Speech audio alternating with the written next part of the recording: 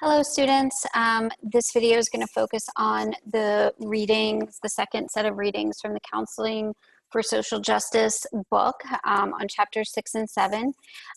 One of the things that I love about the textbook for this course is that it does focus on a lot of intersectional issues, and I love it for that, but it does focus on a number of identities, and it sort of leaves out some. And so some of the ones that it really left out were age to a big extent, and ability. And so I decided to take some chapters from the Counseling for Social Justice text so that we could focus specifically on those identities, especially important for those of you who might be counseling people across the lifespan, and also rehabilitation counselors, it would be really important for as well. The chapters for the most part are pretty straightforward. I do love that this book really takes an intersectional approach, an international approach to the different topics. Ageism is, I think, one that is important, obviously, for a number of reasons, but one of the things is that I do feel like it's kind of left out of the conversation and really needs to be brought to the forefront. In my master's program, I did take an elective course on gerontological counseling, and it was the only time I felt like we were focusing on older adults. And that's an issue, considering that many of us are going to counsel older adults. And one of the things that I absolutely loved in that course is that we talked about the life interview as being a great technique to use with older folks, especially as they're approaching end of life. And we were able to do one on someone we knew, a family member or a friend or something. And I did one on my great aunt, who was the last, person alive in that generation. And I feel like it can be a really great experience for the individual, but I found it to be a really great experience for me working with someone in my family, because I learned so much. There was, she tended to be a storyteller anyway. And so I always loved seeing her. So she would tell these great stories about growing up and stuff like that. And but doing the life interview, I learned a lot more about things that aren't always talked about, a lot about her relationships with, her husband and her children, and things like that. And it really gave me a little bit of a richer perspective on our family history.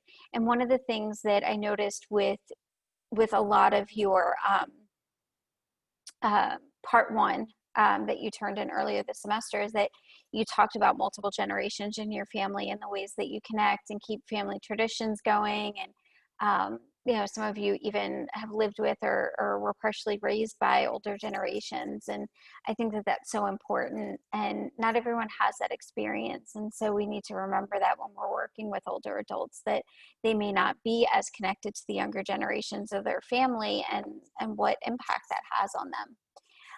And so, the chapter does talk a little bit about some counseling perspectives and ways that we can work with these individuals, consequences of professional neglect that can often happen. It talks a little bit more about ageism in general and ways that it comes out. So those are things that we can watch for as counselors to make sure that we're not engaging in those same ageist behaviors and perspectives.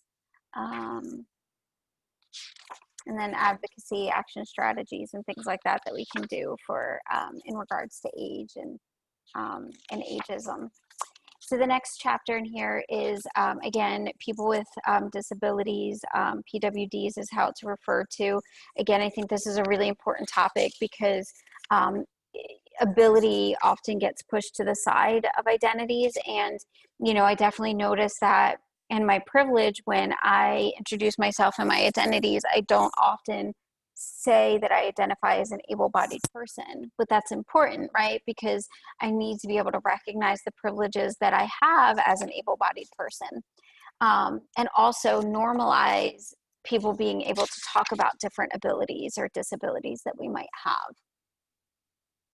And so it kind of talks about, you know, again, advocacy that we can do around this and ways that we can really help clients with their own advocacy. It talks about different issues that are faced with employment, wages, education, housing, all of this stuff that plays a huge role in the impacts on these individuals, and what they potentially are bringing into the counseling room with them, things that they may expect you to know because these are the norm for them. These are things that they deal with every day. And so how can we make ourselves more aware um, of the issues facing these individuals, and how can we better work with them and advocate for them and build skills on you know, doing these things and taking action. And so this one is a relatively short chapter. I really do wish that it had a little bit more, but hopefully you got a lot out of these chapters. Like I said, I felt like it was really important to include them as a supplement to the materials that we're doing this week. And so any questions, feel free to let me know. And I promise I will get the next video up as soon as I am able. Thank you. Bye.